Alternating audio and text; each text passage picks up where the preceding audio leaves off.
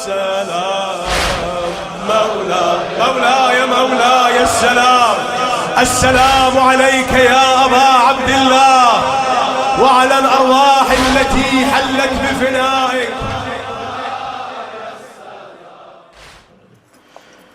یہ پوائنٹ ہمیشہ اہمیت رکھتا ہے کہ ہم خداوند متعال سے کیا مانگیں، اور جو کچھ خداوند متعال سے مانگیں اس کا تعلق ہماری زندگی کے کس حصے سے ہونا چاہیے. تو یہ شب قدر بھی چونکہ اس کے اندر شامل ہو رہی ہے، تو میں معمولاً جب اس کو بیان کرتا ہوں تو مجھے ایک واقعہ یاد آتا ہے کہ بیان کرتے ہیں کہ علامہ نقل صاحب علی اللہ مقامہ کہ جو لکھنؤ میں تشریف فرما ہوتے تھے، ان کے والد یا ان کے اجداد میں سے کوئی ایسی شب قدر کے موقع پر کسی کے ساتھ عبادات میں مشغول تھے، تو عبادات کے دوران انہوں نے تھوڑا سا ایک بریک لیا، اور اس علاقے کے جو نواب تھے وہ ان کے ساتھ تھے. جب بریک لیا تو دونوں باغ کے اندر گئے، اور باغ میں جب گئے تو تھوڑی دیر کے بعد دونوں نے جیسے کوئی نورانیت سی دیکھی آسمان کے اوپر، جیسے کوئی روشنی چمکی ہو. اب نہیں معلوم وہ کیا رہا ہوگا. بہرحال نواب صاحب نے مولانا صاحب سے کہا کہ مولانا صاحب مجھے ایسا لگا جیسے یہ دعا کی قبولیت کا وقت ہے. انہوں نے کہا کہ شاید انہوں نے تائید کی. تو اس کے بعد نواب صاحب نے کہا کہ مولانا میں نے ایک دعا مانگی ہے، آپ نے جو کوئی دعا مانگی ہے کیا؟ انہوں نے کہا ہاں ہم نے دعا مانگی. تو انہوں نے کہا کہ آپ اپنی دعا بتائیں گے؟ انہوں نے نواب صاحب سے کہا کہ آپ اپنی دعا بتائیے، میں آپ کو بتا دیتا ہوں. تو نواب صاحب نے کہا کہ میں نے دعا مانگی ہے، اب مجھے پھل یاد نہیں ہے کہ وہ آم تھا یا امرود تھا کیا تھا، کہ میری اس سال کی فلاں پھل کی فصل اچھی ہو جائے. انہوں نے کہا میں نے دعا مانگی کہ اگر وہ فصل اچھی ہوئی تو میں اس کے پیسے سے حج و زیارات کروں گا، اس کے پیسے سے غریبوں کی مدد بھی کر دوں گا، میری مشکلات بھی حل ہو جائیں گی. تو انہوں نے اپنے اس سال کی فصل کی اچھائی اچھے ہونے کو خدا متعال سے مانگ لیا. اس کے بعد انہوں نے کہا مولانا صاحب سے کہ آپ نے کیا دعا مانگی؟ تو انہوں نے کہا کہ اب وہ جو بھی تھے مولانا اقن صاحب کے اجداد میں سے تھے یا ان کے والد تھے، انہوں نے کہا کہ میں نے اپنی نسل میں علوم اہل بیت کو خدا سے مانگا ماشاءاللہ کہ خدا میری نسل میں علوم اہل بیت اطہار علیہ السلام کو قرار دے. اچھا اب ممکن ہے کہ یہ واقعہ داستان ہو، کہانی ہو، ایسی بیان کر دی گئی ہو، یہ ٹرو اسٹوری نہ ہو، لیکن یہ سمبولک ایک واقعہ ہے جو مانگنے کے مختلف لیولز کو بتا رہا ہے. کبھی کوئی مانگتا ہے، اچھی چیز مانگی تھی انہوں نے بھی، بس انہوں نے مانگا تھا کہ اب ان کی فصل اچھی ہو جائے تو اس سے کیا کریں گے، مثلا وہ حج و زیارات کریں گے، وہ لوگوں کو غریبوں کو تقسیم کریں گے. لیکن یہ جو وہ کریں گے تو کتنے عرصے تک کر لیں گے اچھی فصل سے؟ ایک سال. اور جو دوسری طرف مانگا گیا انہوں نے پیسہ نہیں مانگا، انہوں نے علم مانگا. اور علم کس کے لیے مانگا؟ صرف اپنے نہیں مانگا، اپنی نسل کے لیے مانگا. اچھا دیکھیے دونوں کے اندر فرق کیا ہے. ایک نے کچھ بھی ہو پیسہ مانگا، اور پیسہ کچھ بھی کر لو ختم ہو جائے گا، کچھ بھی کر لو پیسہ ختم ہو جائے گا. دوسرے والے نے علم مانگا. پھر ایک نے اپنے لیے مانگا، دوسرے والے نے اپنے اگلی نسلوں کے لیے مانگا. یہ آپ کے اور ہمارے دیکھنے کے انداز کا فرق ہے. آپ اور میں چیزوں کو کس انداز سے دیکھنا چاہتے ہیں. اور اسی طرح شب قدر میں آپ جب مانگیں گے، وہ ممکن ہے کوئی یہ مانگے کہ میں نے یہ مانگا ہے کہ یونیورسٹی کے اندر میرا ایڈمیشن ہو جائے. بات ٹھیک ہے، یونیورسٹی میں ایڈمیشن ہونا بہت اچھی چیز ہے، لیکن یونیورسٹی میں ایڈمیشن ہونا ساری مشکلوں کو حل کر لے گا کیا؟ نہیں. ابھی نہیں پتا کہ یونیورسٹی میں ایڈمیشن ہونے کے بعد یہ پڑھ بھی پائے گا یا نہیں پڑھ پائے گا. اچھا اگر پڑھ بھی لے گا تو نہیں معلوم کہ کیا کر پائے گا، اس سے کیا کما لے گا. اس کے بعد نہیں معلوم کہ اس کمائی کو کہاں خرچ کرے گا. بہت ساری داستان ہے جو باقی ہے. تو آپ ہمیشہ جب بھی کبھی مانگنے کی طرف جائیں پروردگار عالم کے حضور، اپنی زندگی کی چھوٹی چھوٹی ضرورتوں کو بھی مانگ لیں. اس سے مانگنا اچھا ہے، لیکن اپنے مانگنے میں گہرائی کو رکھیں. ایسا ہو کہ آپ بہت اچھی چیز مانگیں. پھر میں ایک اور بات سوچتا ہوں، ایسی چیز مانگو جو قیامت کے دن خدا کے سامنے کام آ جائے. ایسی چیز مانگو مرنے کے بعد خدا کے سامنے کام آ جائے. ایک صاحب سے فوت ہو گئے، خدا انہیں قبول فرمائے، بہت اچھے آدمی تھے. تو اپنے ان کے بیٹے کا نام علی تھا، تو اس کی تربیت پہ بہت اہمیت دیتے تھے. ایک دفعہ ایسے ہی ہم ان کے بیٹے سے ملے، وہ سامنے کھڑے تھے، تو کہنے لگے کہ میں اس سے صرف ایک بات کہتا ہوں کہ بیٹا تم میرے بڑھاپے میں میرے کام نہیں آؤ، میری دنیا کی کسی کام نہ ہو، صرف ایک کام کرنا، قیامت کے دن میرے لیے شرمندگی کا سبب نہ بننا. قیامت کے دن میرے لیے شرمندگی نہ لے کے آنا. کبھی خدا نہ کرے تم نے کوئی ایسی غلطی کر دی ہو، قیامت کے دن مجھے کہا جائے تمہاری اولاد تھی، تم نے کیا تربیت دی اس کی. اس طرح کا کوئی حرکت میرے ساتھ نہیں کرنا. تو یہ انسان کے دیکھنے کا انداز ہوتا ہے. آپ اور میں بھی کوشش کریں کہ اپنی نظر میں تھوڑی سی گہرائی لائیں اور اس گہرائی کے ساتھ خدا متعال سے طلب کریں کہ خدا ہمیں کیا نصیب فرمائے. تو 3 معیار ایسے ہیں جو دین اسلام کے اندر انتہائی اہمیت کے حامل ہیں. 3 معیار ایسے ہیں جو انتہائی اہمیت کے حامل ہیں. ان میں سے ایک تقویٰ ہے جو خدا کے نزدیک اہم ہے.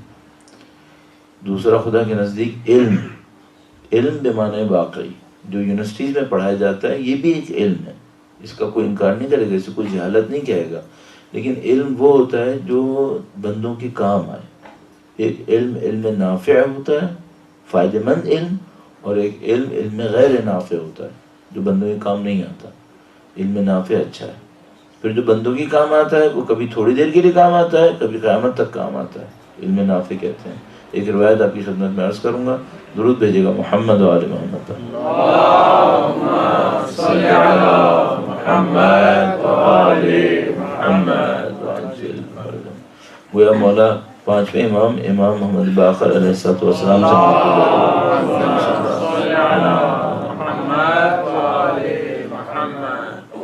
بہت خوبصورت یہ روایت ہے اور بڑی یونیورسل ہے اپنے میننگ کے اندر. فرماتے ہیں شرقوا ام غربوا لن تجدوا علما نافعا الا عندنا.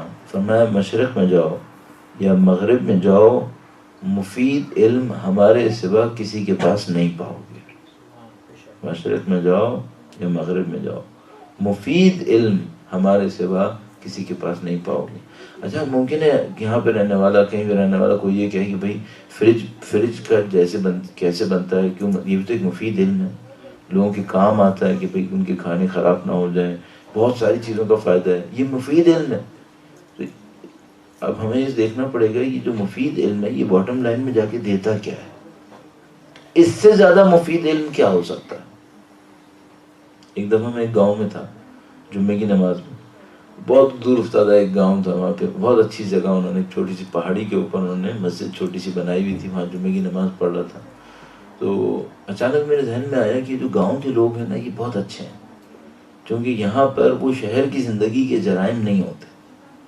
شہر کی زندگی میں الٹے سے جرائم بہت ہوتے ہیں، تو وہ سب یہاں نہیں ہوتے. تو کتنے اچھے لوگ ہیں. پھر اچانک میرے ذہن میں آیا کہ وہ جو قوم لوط و سمود رہتے تھے وہ بھی تو گاؤں میں رہتے تھے. یہ کیا بات ہوئی کہ گاؤں والے اچھے ہوئے شہر والے برے ہوئے، یا شہر والے اچھے ہوئے گاؤں والے برے ہوئے؟ یہ تو انسان کی طبیعت ہوتی ہے، وہ اس کو اچھا یا برا کی طرف لے کے جاتی ہے. اب میں ایک اور بات یہاں سے لینا چاہ رہا ہوں.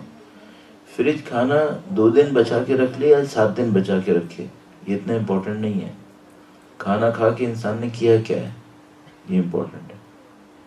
کھانا کھا کے کیوں کیا ہے یہ بھی امپورٹنٹ ہے. کیا کیا ہے یہ بھی امپورٹنٹ ہے. کس نیت سے کیا ہے یہ بھی امپورٹنٹ ہے. ایک آدمی ساری زندگی مریضوں کے کام آئے، بہت اچھا کام ہے، جان بچائی. نیت کیا تھی؟ نیت کیا تھی؟ نیت یہ تھی کہ پیسہ کمائے گا. اس کی کیا قیمت ہے؟ اس کی قیمت وہی پیسہ ہے. ہر انسان کی قیمت اس کی نیت پر ہے. جو نیت کرے گا وہی اس کی قیمت ہے، وہی اس کو مل جائے گی.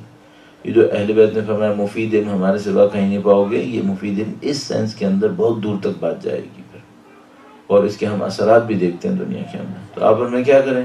ایک تو کہ خدا تعالیٰ سے پائیدار چیزیں مانگ لیں. دوسرا یہ کہ ہمیشہ عمیق ترین چیزوں کو طلب کیا جائے. اور جیسے کل بات ہوئی تھی کہ بھئی آپ پروڈکشن بڑھاتے رہیے، اس سے اتنا مسئلہ حل نہیں ہوگا. ڈسٹریبیوشن صحیح کریں، اس سے مسئلہ حل ہو سکتا ہے. پھر ڈسٹریبیوشن کیسے صحیح کریں؟ انسان کی طبیعت میں دوسرے انسانوں کا احترام ہوگا تو بہت کچھ حل ہوگا. یہ بہت بڑی مشکل ہے. یہ طبیعت کا احترام بھی ایک واقعہ عرض کر دوں، چونکہ یہ افطار کا جو آخری روزے کا آخری وقت ہوتا ہے، اس میں انسان کی حالت جو ہے وہ کسی فلسفیانہ گفتگو کے لیے قطعاً تیار نہیں ہوتی. تو ایک دفعہ میں اسی طرح ٹیکسی میں جا رہا تھا. اس زمانے میں میرے پاس گاڑی نہیں تھی اور ٹیکسی میں جاتا تھا. تو میں ایک ٹیکسی میں جاتے ہوئے ڈرائیور سے بات کر رہا تھا کہ کراچی میں نئی روڈز بن رہی ہیں. تو میں نے اس سے کہا کہ جو روڈز بن رہی ہیں نا، اس سے کافی مشکل حل ہو جائے گی. تو ٹیکسی ڈرائیور کہنے لگا نہیں، اس سے کچھ نہیں ہوگا، اس سے کوئی مشکل حل نہیں ہوگی. اچھا میں نے دماغ میں سوچا کہ جو ٹیکسی ڈرائیور ہوتے ہیں نا، یہ بڑے پیسیمسٹک ٹائپ کے لوگ ہوتے ہیں، ہر چیز میں بدبینی کرتے رہتے ہیں، وہ بھی خراب یہ بھی خراب. تو تو میں نے سوچا اس ٹائپ کی ایک بات کر رہا ہے کہ کچھ حل نہیں ہوگا. میں نے اس سے پوچھا کیوں حل نہیں ہوگا؟ کہنے لگا کہ سڑکیں چوڑی کرنے سے کچھ نہیں ہوتا. جب تک لوگ ایک دوسرے کا احترام نہیں کریں گے کوئی مشکل حل نہیں ہوگی. بہت اہمیت ہے. پھر مجھے اعتراف کرنا پڑا کہ بھئی ٹیکسی ڈرائیور میں سمجھا تھا یہ ایسی بے برکی اڑا رہا ہے, ہر چیز غلط ہے, ہر چیز خراب ہے, لیکن اس کی بات میں وزن ہے. یہ سڑکیں چوڑی کرنے اور گاڑیاں خریدنے سے, جہاز بنانے سے اور ان سب سے کچھ حل نہیں ہوتا. حل کب ہوتا ہے؟ جب انسان کا احترام کرتا ہے. اچھا آپ اور میں فوراً کہیں گے بھئی یہاں پہ جو لوگ احترام کرتے ہیں نا ایک دوسرے کا, وہ بہت اچھا احترام ہے, میں اس کو ہمیشہ قدر کی نظر سے دیکھتا ہوں. لیکن مجھے ایک اور بات بھی پتہ ہے, احترام کے بہت سارے درجات, احترام کے بہت سارے درجات. احترام کے ایک درجے میں دنیا کے بہت سارے لوگ بہت اچھے ہیں, لیکن احترام کا ایک اور بہت بڑا درجہ ہے. وہ کون سا ہے؟ آپ بے لوث کتنی خدمت کر سکتے ہیں. یہاں پہ آ کے مصیبت آتی ہے, اصل مصیبت یہاں پہ آتی ہے. میرے ایک دوست ہیں, وہ انوائرمنٹل پروٹیکشن کا ایک بہت بڑا منصوبہ تھا شیل کا, اس کے اندر کام کرتے تھے ماشاءاللہ. اب پتہ نہیں کنسلٹنسی کرتے ہیں کیا. تو ان سے میری ایک دفعہ بات ہوئی کہ بھئی یہ جو ڈیولپ ورلڈ ہیں, جو کنٹریز ہیں, ڈیولپ کنٹریز ہیں, یہ لوگ بہت زیادہ سپورٹ کر رہے ہوتے ہیں غریبوں کی. کہنے کہ مولانا یہ اصل میں نہیں کر رہے ہوتے. میں نے کہا کیوں بھائی؟ کہنے لگا ہم نے جتنے بھی سولوشنز نکالے انوائرمنٹل پروٹیکشن کے, وہ سولوشن اربوں ڈالر کے مہنگے ہیں, اربوں ڈالر کے مہنگے ہیں. اچھا ان سولوشنز کو اگر ہم پوری دنیا کو دے دیں تو دنیا تبدیل ہو جائے گی, لیکن یہ لوگ نہیں دیں گے. ہم نے واٹر فلٹریشن کے جو سولوشنز نکالے ہیں وہ پوری دنیا میں کسی انسان کو پانی سے محروم نہیں ہونے دیں گے, لیکن یہ سب پیسے پہ جائے گا. جب تک اس کی کمائی نہیں ہوگی یہ نہیں دیا جائے گا, چاہے لوگ مرتے رہیں. یہ سب ہے, بس یہ سب احترامات ایک سطح پر ہیں, اور سب کے پیچھے جا کر آپ دیکھیں ایک جگہ پہ فائننس آئے گا, پیسہ آئے گا, اس پر پھر کوئی معاملہ آگے نہیں بڑھے گا. تو بہت ساری چیزیں بہت گہرائیوں میں جا کے ہمیں دیکھنا پڑے گا. اور یہ جو مثلا ہمیں اہل بیت اطہار علیہ السلام کی فکر نظر آتی ہے, وہ ان ظاہری احترامات پہ نہیں ہے, عمیق ترین احترامات کے اوپر جا کر ہے, انتہائی گہرائی میں جا کر احترامات کے اوپر ہے. اور مثال کے طور پر ان کی قربانیاں بھی اسی خاطر تھیں.